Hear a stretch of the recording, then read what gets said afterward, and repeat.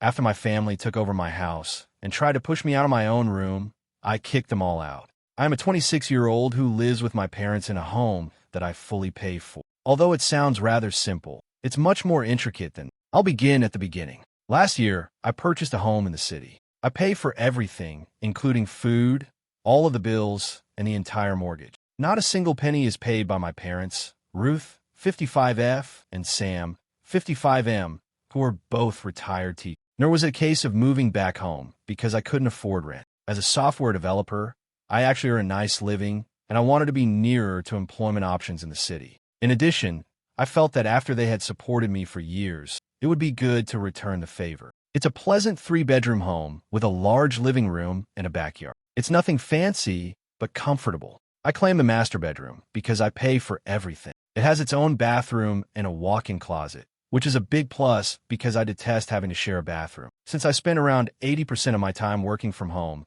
I set up my home office in the second bedroom with 2 monitors, a comfortable chair, and all the supplies I need. For family visits, the third bedroom was kept as a guest room. Everything was wonderful at first.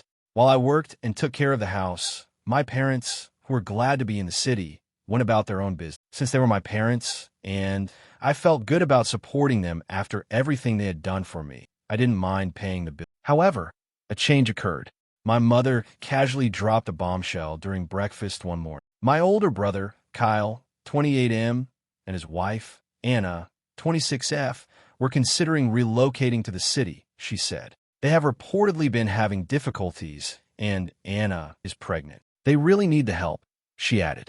At first, I didn't give much thought. I thought that if Kyle and Anna relocated, they would find a tiny apartment close by, but they have a history of jumping from one horrible circumstance to another. Things took a turn for which I was unprepared. At that point, a few days later, my mother sat me down and, in her most innocent voice, informed me that Kyle and Anna had been invited to remain with us, albeit only temporarily, until they were able to get back on their feet. They didn't ask if I was comfortable with this. Oh no, they informed me after inviting them. Kyle and Anna arrived with their luggage in hand, obviously intending to remain for the duration. While I was still processing the entire situation, the deal is this. As soon as Kyle and Anna moved in, it was obvious they had no intention of leaving. I'm already anxious about the additional costs I'll have to pay now that I have 2 more people to support without anyone asking how. I'm paying for everything, groceries, utilities, the mortgage, etc. Although I like my brother, Kyle isn't the most responsible person. He always gets himself in a predicament where everyone else has to save him. Anna seems decent enough, but I don't like her entitled attitude, which makes me feel like everyone should take care of her because she's expecting. Almost instantly, the tension began to rise. Anna began making these innocuous-sounding remarks a few days after they moved home, but they are really bothersome. For example, this place is so big, it must be hard for you to clean it all by yourself, or when the baby stuff arrives, we're going to need a lot of space. At first, I didn't give much thought. However, things became more heated. One evening, Anna and Kyle drew me away, said they needed a conversation. I hoped they would give financial assistance, or perhaps apologize for the additional strain they were placing on me. However, no. So, we've been thinking it would make more sense if we took the master bedroom, explains Anna in a relaxed tone. Kyle interrupted, yeah, the baby's going to need a lot of stuff, and your room has the walk-in closet and private bathroom. I blinked, thinking I could have misheard. Let me remind you, these 2 were sitting here recommending that I give up my own room for them and their unborn child, even though I pay the mortgage and everything else. I was suddenly struck with boldness. I said, why don't you just take the guest room, while maintaining my composure? It's quite large. Anna looked at me as if I had just made a ridiculous suggestion. There isn't a walk-in closet in that room, she stated. The infant will require room. I was finished. I refused to give up my room. You can either locate another place to stay or use the guest room. Kyle was somewhat taken aback, as if he was surprised that I wasn't simply giving in. However, Anna was blatantly insulted. I realized then that things weren't going to work out. Things quickly started to go south. I observed Kyle and Anna become quite at ease over the course of the following few days. Their belongings were all over the place, with baby magazines strewn on the dining table and shoes kicked off by the couch.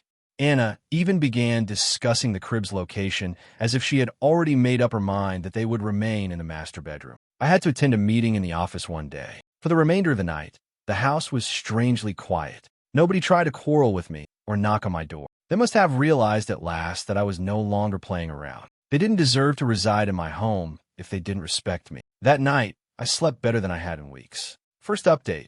I was hoping for a dramatic outburst, or for everyone to finally take me seriously once I handed out the eviction papers. Rather, there was an uncomfortable silence, and due in part to my inability to fall asleep, I woke up earlier than usual the following morning. I was waiting for a certain event. Perhaps my parents would try to persuade me, or I might knock on my door and insist that I change my decision. However, none of that took place. The house was deserted when I woke up and entered the kitchen.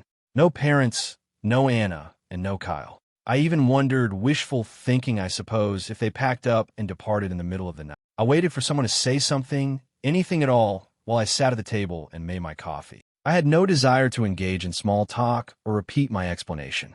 I wasn't going to back down now that I'd drawn my line. I couldn't continue living that way. They had pushed me too far. They showed me no respect, and they certainly showed no respect for the fact that I was footing the bill. My mother eventually entered the kitchen. She appeared to have had little sleep. She simply got a cup of coffee and sat across from me without saying anything at first. It was strange that neither of us knew how to respond to the awkward silence.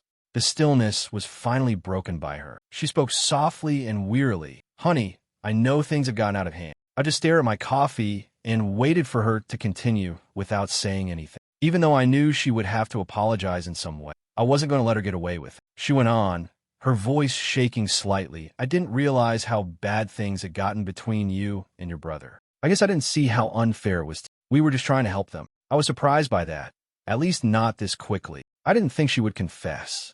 I briefly believed that perhaps she was finally realizing that I wasn't the bad guy in this scenario. However, I was still unable to get over my irritation with all that had transpired. With a stronger tone than I meant, I responded, "You didn't just ignore what I wanted. You always took his side, as if you thought I would give in and let them have whatever they want." She stared down at her coffee for a few seconds before speaking. "I understand," she muttered. "However, we reason that you've always been the more resilient. He has never had it easy, Kyle." She always used that as an excuse. Kyle required more help. He wasn't strong, and he had struggled more. Since I was the one with my life together, it seemed as though they didn't believe I had any boundaries. "You also believe that I've had it easy," with my rage seething just below the surface. I asked, "This residence was purchased by me, the mortgage is paid by me, the groceries are paid for by me. Do you really believe that I can continue carrying you all indefinitely?" She nodded and groaned. "You're correct. We couldn't have asked for anything more from you. However, Kyle, the baby is on the way." I interrupted her. "The baby is not the point of this. You guys haven't shown me any respect, and this is about that." She looked tired as she sighed once again. "We believe we were acting appropriately." She ultimately stated, "Anna and Kyle don't have much, and who is to blame for that?" I fired back. "I didn't request that they move in. None of this was requested of me. You can't keep saving them by putting me in a bad position. They need to learn how to live their own lives." She seemed to finally comprehend, or at least attempt to, as she nodded. She said, "We'll figure something out," in a softer tone, "but don't push us away, please, not in this." I tried to relax and sat back. Since they were my parents, I didn't want to expel them. However, I also couldn't continue to live this. They would have to leave if things didn't change. I said as quietly as possible, "I don't want to push you out. However, things must change. I can't continue to be treated like I don't belong in my own home." She simply nodded silently without arguing. "All right," she said, "we'll find a solution." She then walked out of the kitchen, leaving me to think alone once more. At least it seemed like they were beginning to take me seriously, even though I wasn't sure if anything would actually change. When Kyle eventually arrived later that afternoon, he appeared to have been holding his rage all day. He simply dropped down across from me in the living room, wearing the same angry look he had worn ever since I delivered him the eviction notice. Without saying hello, anything else, I also remained silent and focused solely on my phone. "So this is how things will be at last," he spat, his voice dripping with resentment. "Are you really going to expel us?" I hardly raised my gaze. "I gave you a day. I'm going to contact the police if you're still here tomorrow." Kyle snorted and shook his head, as if I were the villain. "We are related. You don't treat your family like this."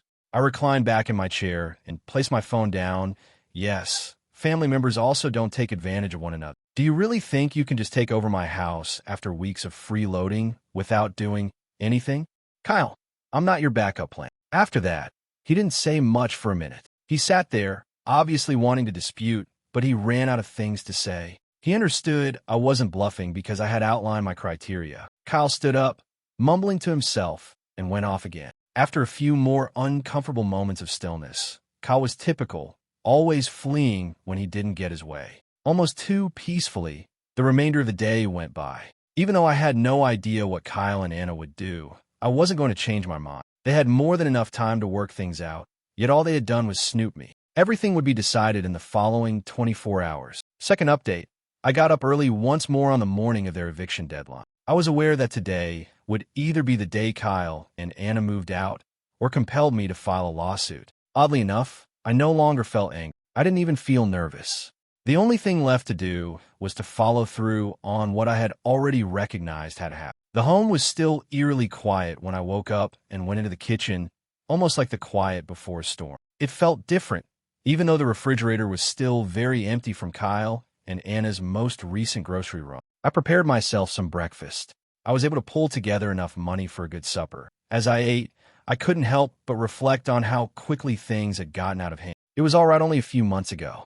I was doing well with my parents. Life was wonderful. I was working, and I was paying my expenses. Everything went haywire when Anna and Kyle arrived. When individuals begin to feel entitled to things they didn't earn, it's amazing how quickly things can shift. I heard footsteps in the corridor. A few hours later, after entering the kitchen and getting a cup of coffee, my dad took a seat at the table across from me. At first, he sipped his coffee and gazed out the window without saying anything. I couldn't tell whether he was upset with me or simply unsure of how to respond. The silence was finally broken by him. He muttered, "Kyle and Anna are leaving today." I took a while to reply. Although I felt awful about it, I knew that this was the proper thing to do. I couldn't continue to allow them to exploit me, and if it meant they had to go, then so be it. With a quiet voice, my dad remarked, "They have nowhere to go. Until they work things out, they will be staying at a hotel for a while." Mid-bite, I paused and turned to face him. I did experience some guilt, but I pushed it away right immediately.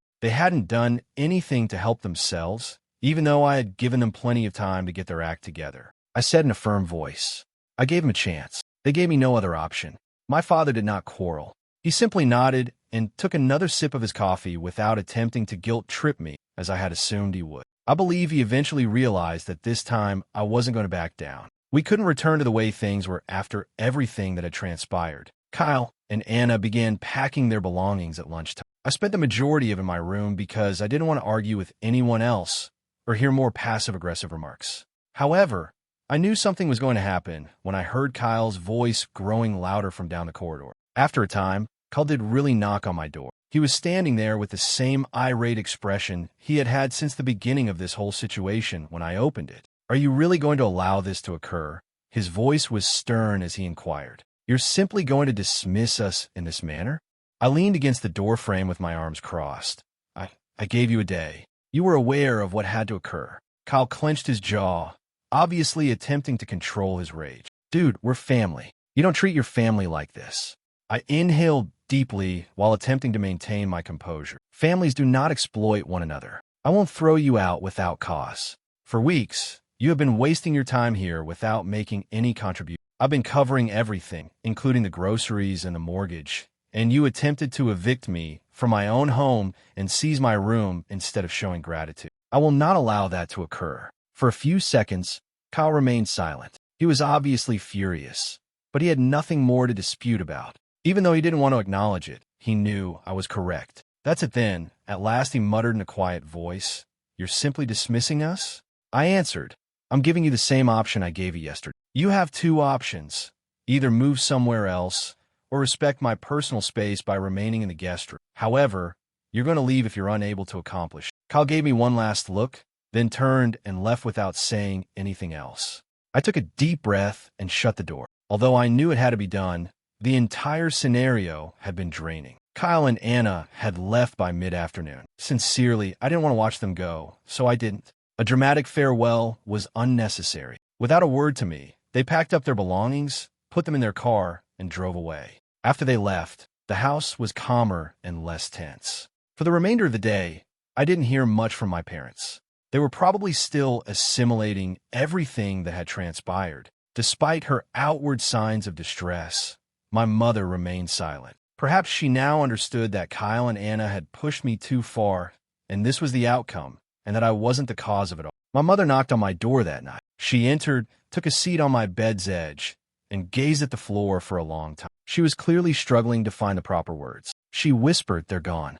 Without a word, I nodded. She said, "I never thought it would get to this point. I was unaware of the amount of pressure we were placing on you." I felt some of the frustration subside as I gazed at her. I tried to defend my position by saying, "It's not that I didn't want to help. However, you guys treated me as if my needs and personal space weren't significant." She nodded and groaned. "You're correct. We ought to have noticed it sooner." For several minutes, neither of us really knew what to say next, so we sat in silence. Although I could tell she was upset, at least she now appeared to get my point. After a while, I broke the stillness and said, "I don't want you and Dad to leave, but I can't continue living this way if things don't change." She stood up slowly and nodded once more. "We'll work it out," she said. "I promise things will be different." I experienced an odd mixture of relief and fatigue as she walked out of the room. There was still work to be done with my parents, but the matter with Kyle and Anna was finally resolved. Even though I knew it wouldn't be simple, at least they seemed open to listening now. I felt as though I could breathe for the first time in weeks. The strain that had been choking me was gone, and the house was silent. Although it wasn't a flawless solution, I was at least able to regain my privacy and, more significantly, my respect. The house fell into a spooky silence when Kyle and Anna left. Although I felt as though I could breathe at last, the incident continued to nag at the back of my mind. Even though I had won the fight for my room and my respect, I still questioned whether or not my relationship with my parents would ever truly return to normal. There was no turning back after I had drawn a firm line. Nevertheless, I thought that we could manage to proceed without all of the stress.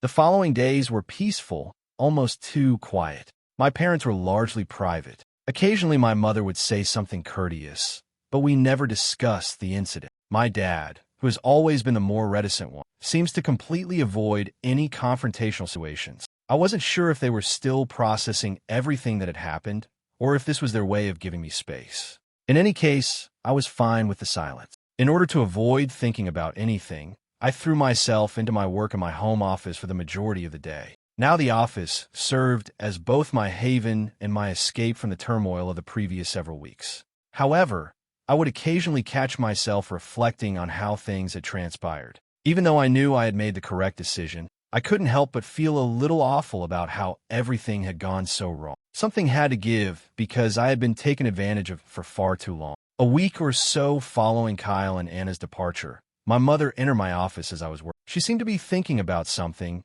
judging by the way she hovered at the end. "Are you free for a moment?" Her voice was strangely gentle as she inquired. I turned to her and nodded. "Saving my work? What's going on?" She nervously wrung her hands as she entered the room. "Everything has been on my mind, including Kyle, Anna, and our treatment of you." I remained silent so she could talk. She seemed to have something she wanted to talk about. Her voice cracked slightly as she said, "I just wanted to say that we didn't mean to make you feel like you didn't matter. We believed that we were assisting Kyle, but now I realize that we were overburdening you. We took advantage of the fact that you have done more for us than we could have ever dreamed. I apologize." I was taken by surprise by the apology. Although I had anticipated some sort of recognition soon, it was more painful for me to hear her express it so bluntly. Her honesty was evident in her eyes, and for the first time in a long time, I had the impression that she genuinely knew how I was. I tried to speak steadily as I said, "Thank you, Mom."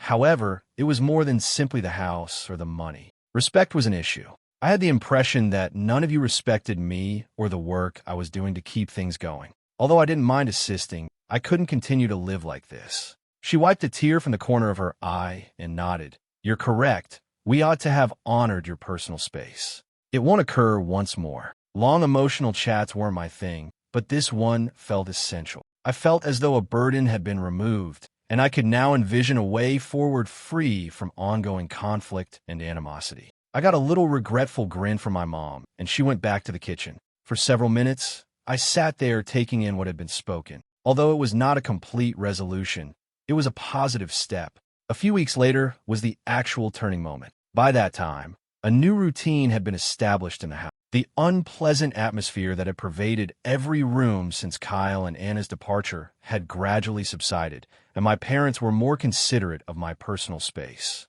After living in a battle zone for the past few months, I could finally feel the house turning back into a home. My dad was seated at the kitchen table one evening, looking especially serious when I got home after an office meeting. Typically, my dad preferred to leave most of the hard talking to my mom. However, I could tell he had something significant to say by the way he was sitting and looking in his coffee cup. Trying to keep things informal, I said hey and got a drink out of the refrigerator. "Is everything all right?" His countenance was contemplative as he looked up. "I've wanted to speak with you." Curious, but not really concerned with what he had to say, I took a seat across from him. Leaning forward with his hands clasped in front of him, he inhaled deeply. "About the house and all of your efforts to maintain this place." I remained silent since I could tell he needed to vent. His voice was low as he started. "I realize I haven't said much. However, I've given it a lot of thought. I want you to know how much I appreciate all that you have done for this family, more than any of us could have ever imagined." I was surprised. Hearing my dad speak those words felt important because he wasn't the kind to open up like this. He went on, "You've carried more than your fair share, and you didn't ask for any of this. I apologize for the way things ended between Kyle and Anna, and I just wanted to let you know that I see it. It struck me differently when he acknowledged everything I had gone through than when my mother apologized, because I could see he had been holding on to this. Although neither meant more than the other, my dad's reserved demeanor somehow gave his remarks a deeper meaning. I said, "Thanks, Dad," since I was at a loss for words. "That is very significant." He took another sip of his coffee and nodded. "All I want is for things to improve for everyone." Although the chat was brief, it was sufficient. He seemed sincere, and I had the impression that things were at last beginning to improve at that precise moment. Over the next few weeks, things kept getting better. I no longer felt like I was bearing the burden of the home by myself. Once my parents and I established a new routine, they began to assist more, cleaning, helping with groceries, and generally showing me respect for my personal space. Although it wasn't flawless, it was a significant step up from our previous situation. After they departed, I didn't hear much from Kyle and Ann. According to my mom, they were looking for a place of their own and were spending some time in a motel. I refrained from crying. Even though I adored my brother, I needed him to learn how to be so I had set clear limits. I'd be happy to stay away for a while if that meant. About a month after the entire incident, Kyle texted me one afternoon. It was succinct and direct, not his typical tone, but it sounded genuine. "Hey, I understand that things went wrong. I simply wanted to apologize for the way things turned out. I hope we can speak soon as we work things out." I looked at the message for a long time, unsure of how to react. A part of me was grateful for the gesture, but another part of me was still upset about how everything had turned out. I took a while to respond. It took me longer to process. I took some time that evening to write a response, attempting to be polite, yet explicit about my position. "I appreciate the message. I'm happy that you two are working things out. I need some time, but I hope we can communicate soon as well. When both of us are ready, let's catch up." A weird sensation of closure came over me as I pushed send. Even though I didn't expect things to be flawless, at least we could communicate once more. A few weeks ago, that was more than I could have imagined. I started to feel more at ease with everything as time passed.